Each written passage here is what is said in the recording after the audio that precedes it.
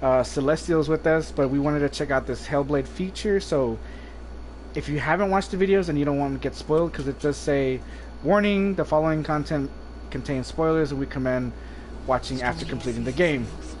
So stop right now and go watch me play the game. So let's watch this. They say dreams are visions of our memories, thoughts and fears. They're seen by our inner eye.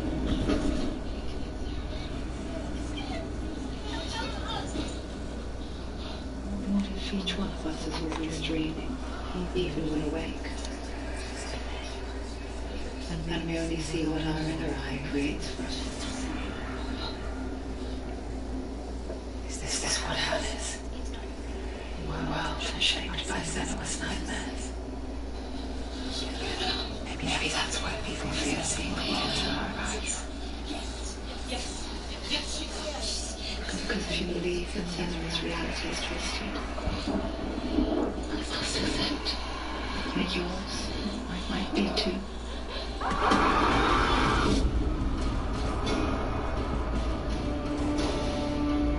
Oh, Hellblade Senua's Psychosis. It's no longer sacrifice. Hellblade Senua's Sacrifice is a video game about Senua, a Celtic warrior on a vision quest into Viking territory. But what sets our hero Senua apart is that she suffers from severe psychotic mental illness.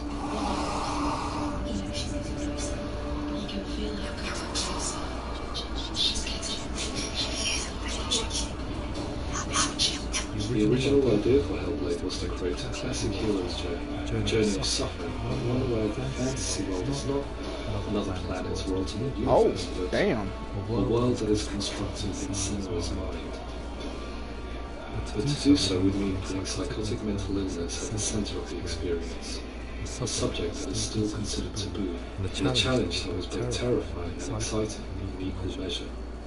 In Hellblade, the starting point was a newly discovered Celtic goddess called Senua in Ashwell, Hertfordshire. When first discovered, her name was thought to be Senua, a name which I liked and kept. I wondered if Senua might have been a Celtic warrior like Boudica who stood up to the Romans. While the Romans had conquered all of Europe, there was a group of Celts up in the furthest reaches of the Roman Empire that could not be conquered, the Picts. And so the Romans built a wall called Hadrian's Wall that spans across Britain from sea to sea to keep Pictish barbarians at bay. The Picts were known for their war paint painted on with woad and their matted hair clumped with lime. And so Senua would be a barbarian Pict of this image. What's your name? Senua. Sorry if it's loud. Oh. Zeno's daughter. I have to go. Wait.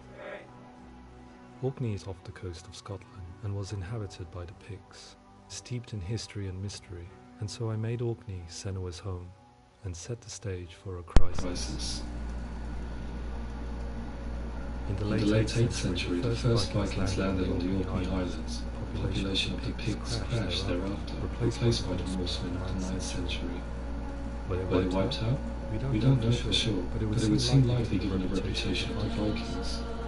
The Northmen's brutality is legendary. I reckon leaders and chieftains of the tribes they conquered were often offered as sacrifices to their gods. The most brutal of these sacrifices was known as the Bloody. I imagine Senua as a young female warrior who returns home from exile to find her partner, Dillion, brutally sacrificed to a Norse god by these hellish warriors from a faraway land. I imagine the horror of this moment and how it would have dragged her deep into mental torment.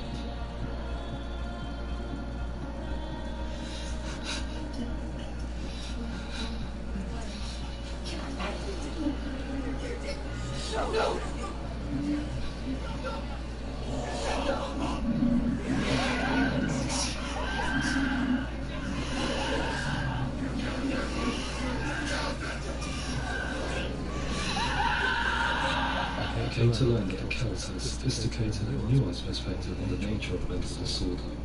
One term they used was guilt. A Gelt is a man or woman who has been driven mad by a curse, battle trauma, or grief. A Gelt would take to a life in the woods in search of penance, punishment, and purgation. And so Senua became a Gelt, cursed by darkness, looking for redemption in the wilds. Another word that Celts used in reference to mental disorders was truth, meaning fool, or one who utters the words of God.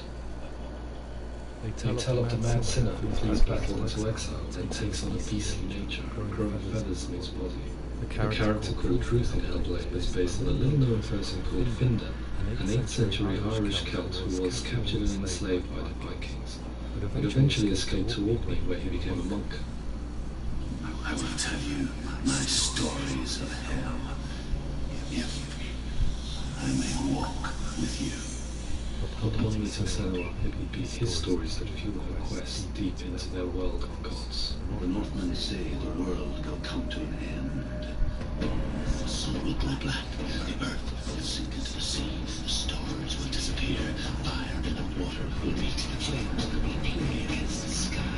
The heavens and earth and all the world will be burned, all the gods will be dead, and the warriors of Valhalla will be everywhere.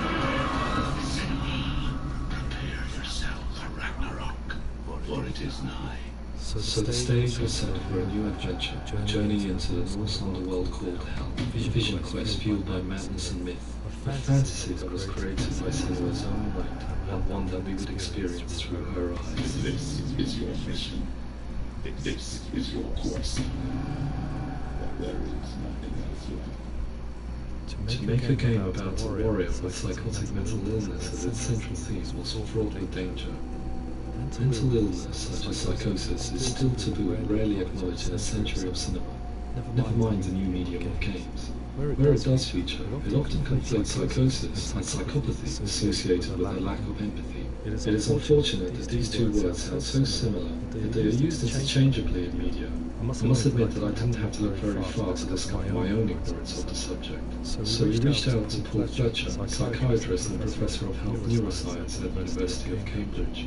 Psychosis is a descriptive term, and it refers to having a loss of contact with objective reality. So it's characterized by two main sets of symptoms. One of them is hallucinations, where somebody experiences perceptions when there is no actual objective thing out there to perceive. And the other is delusions, where somebody comes to very often bizarre, unpleasant, frightening beliefs when there's no good evidence in favour of them. There's no doubt about it. The source of the darkness is in Helheim. And the goddess Hela holds his soul there.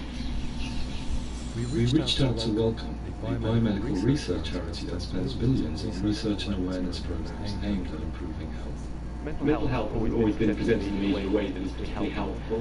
It can be challenging to engage people with the subject matter and a lot of preconceived ideas about mental health, and particularly schizophrenia and psychosis. So we hope our support allows the team to continue to collaborate with Paul Fletcher and with those who have experience of psychosis to create a game that provides a fresh perspective on the condition and allows audiences to engage with it in a way that just wouldn't be possible in any other medium. What started out as a brief consultation convinced me that we were only scratching the surface of an immensely deep and interesting subject that could enrich and change the very nature of the game. Thanks so much. Pleasure. It's really interesting for me. I'd love to be involved. That's fascinating.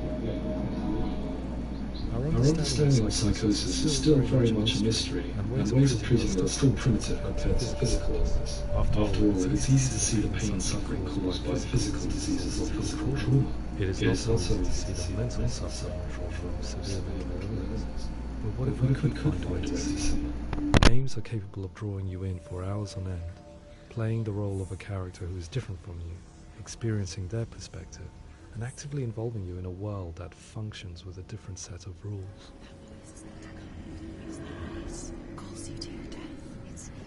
If we were to represent Senua's psychosis, we would have to simulate voice hearing, a common attribute. But how can we simulate something we have no first-hand experience of? Professor Charles Fernyhough, a leading expert in voice hearing from Durham University, offered his help.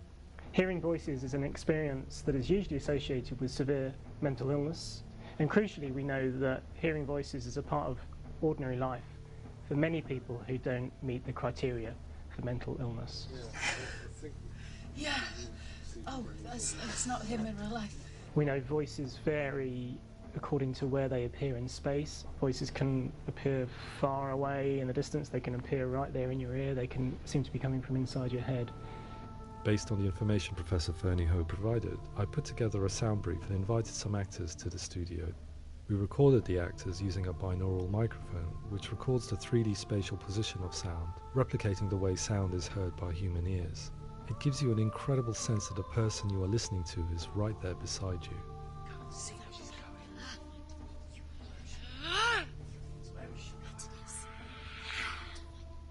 Rachel, wow. the voice collective, came to our studio with 2 young voice users to speak to our team.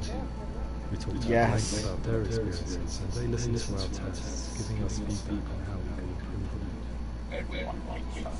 It's very hard to represent what this experience is like, partly because it's such a personal, intense, emotional experience.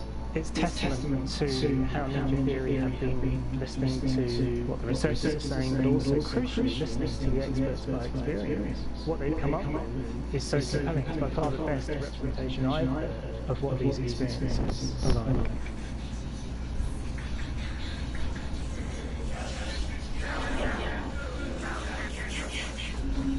Other common attributes of psychosis are visions and flashbacks. We met with recovery collegists who work with and care for people recovering from severe mental disorders. A group of service users gave us their first-hand account of what they experienced. Sometimes the vision or what we see too much, it becomes more difficult when the people we spoke to, the stories they told were fascinating, harrowing and mind-boggling. The reality of what people experienced was vivid, far exceeding what I could possibly have imagined. We went away itching to represent some of these visions and flashbacks in the game.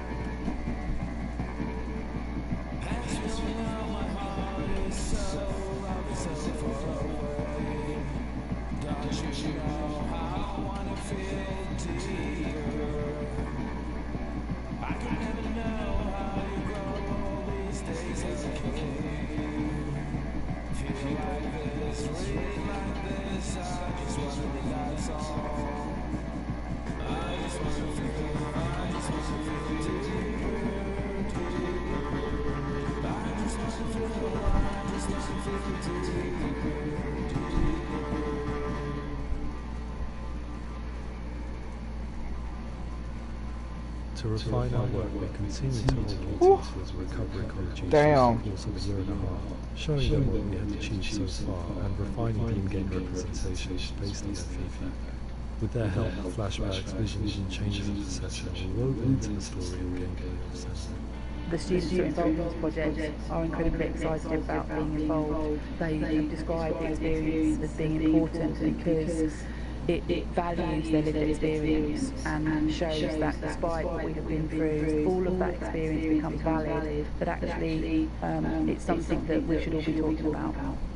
The experiences described range from beautiful to frightening beyond comprehension. I heard of a girl who has to live with an angry voice screaming at her, slamming on her doors and walls 24 hours a day. And then someone who would often see hanging corpses in the room, so real that she would sometimes try to rescue them. The panic and fear that comes with such visions is entirely understandable, and it can be a living horror for some. We perfect all because there's no one left to dig that hole. I was urged by one fellow that we should not shy away from showing this horror, as well as perpetually torn and making Hellblade. Had we gone too far with our representation, but not far enough.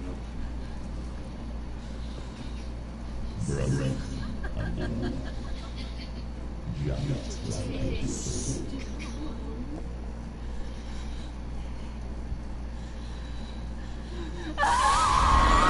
In some ways, voice hearing and visions were the low-hanging fruit, so to speak.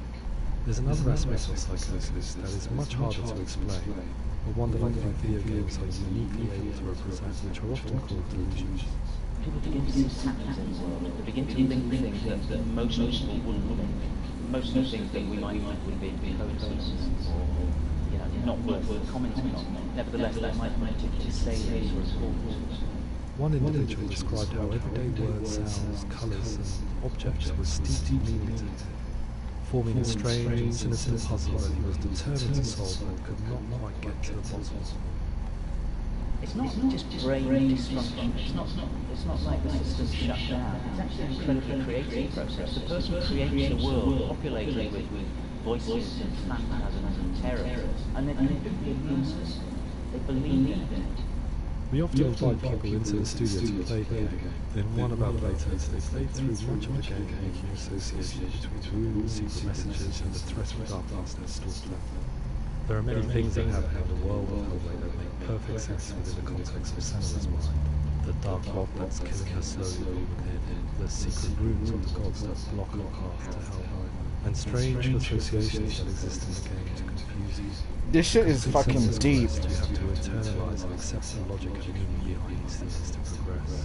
No kidding, you need to watch this after you finish watching my last gameplay. Delusions of all sorts would argue the same thing, but they are not aware of it explains it's explaining every little piece of aspect of this game. representing perception changes and thinking patterns within Hellblade. Gives us a set of symptoms. How all the little puzzles in here are actually but people with lived experience were keen to lived experience through some of the patients that they went and got, they went and did interviews with. Comes not from the symptoms, but from the stigma, isolation, and mistreatment that comes about from the rest of society.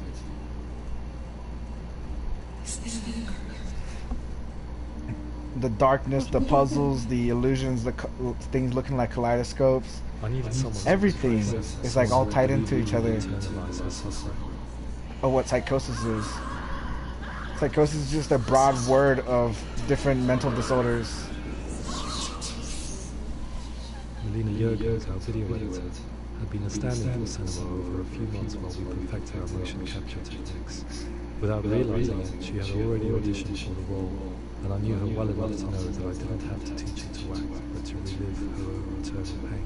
As often is the case, thanks to a supplemental language or far fast.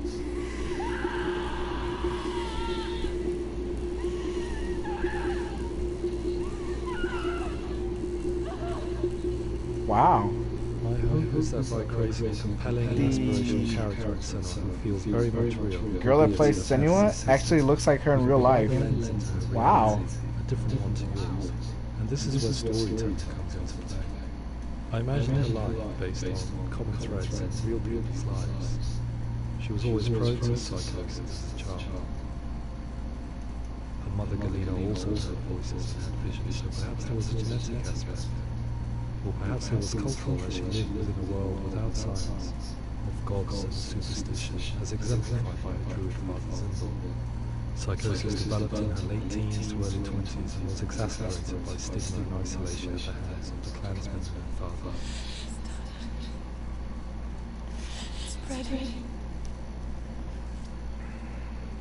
The trauma of seeing her lover Dillian sacrificed tips her over the edge, making her remodel her reality around the concept that connects everything, the darkness. So the question is what Senua experience is real, can only be answered by saying, yes, it is real, it is her reality.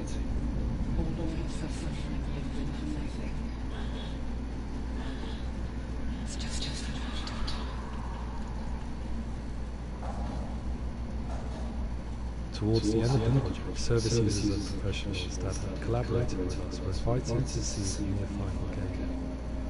It was a chance to see if the game had reflected things or if it had misrepresented them. Me, being involved in especially developing Senator's character has been really important, and being able to bring in my perspective and what I see and what I hear, and having that built into the game has been a real privilege. It's gritty and it's meaty, and there are some tough subjects in there that are being tackled with honesty.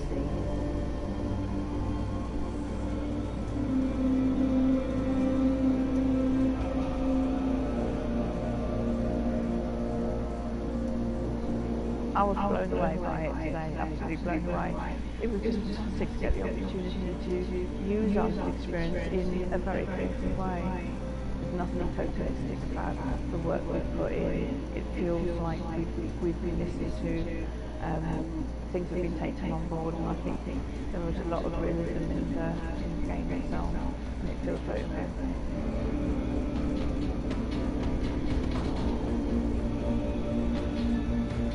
Hellblade will give people a good experience of what it's like to hear voices and have those experiences. I'm glad that the guys at Ninja Theory kind of asked us to come along and help to build an experience that's positive. When it comes out, I get myself selfie and have a go.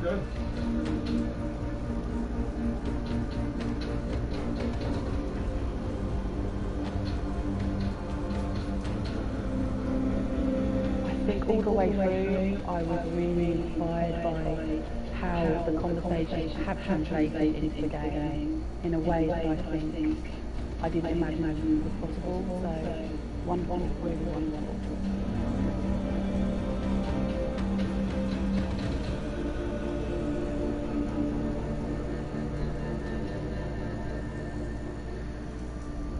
I really hope that others will follow the lead they've set and use the power of the video game to change people's perceptions, to increase understanding, and ultimately to make some of the stigma around voice hearing and other experiences go away.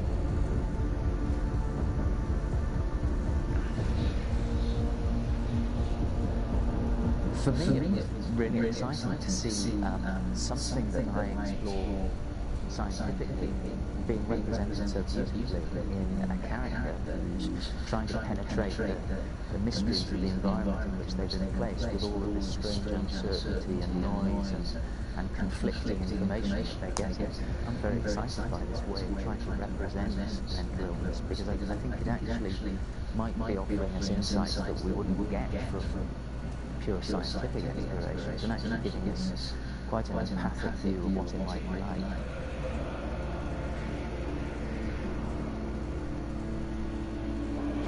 Mental illness has been with us for as long as we have been on this planet, but why? Why hasn't evolution stamped out this wisdom from within our gene? I often pondered this question until I realised that the question had an inbuilt flaw. It assumes that being and thinking differently is enough. The only reason we have computers, spacecraft, medicine, poetry, art, and yes, even video games is because individuals are able to simulate new abstract realities in their minds and share them with the rest of us. We need people to be willing to see differently in order for us to progress and survive as society. And we need to be open to these new ways of seeing. And it is this spirit that motivated me to create Similar Story and share it with you.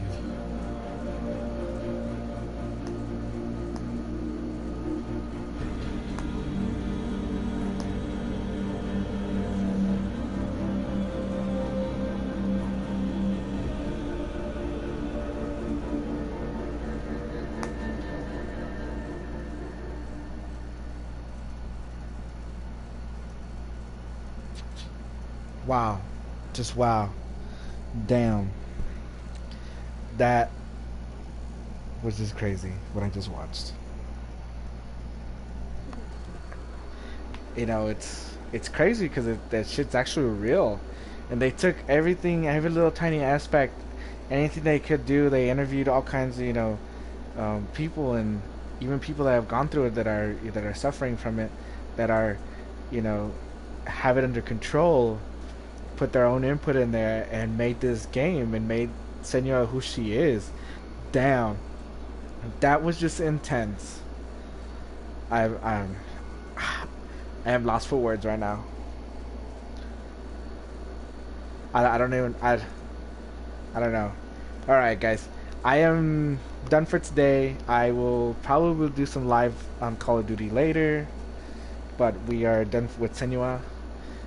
Thank you for hanging out with me. Celestial was with us. We had some other people with us hang out sometimes, but Hellblade was by far one of the best games I have ever played. I would recommend anybody to go play it. That's how good it was. Alright guys, I'm out. Bye.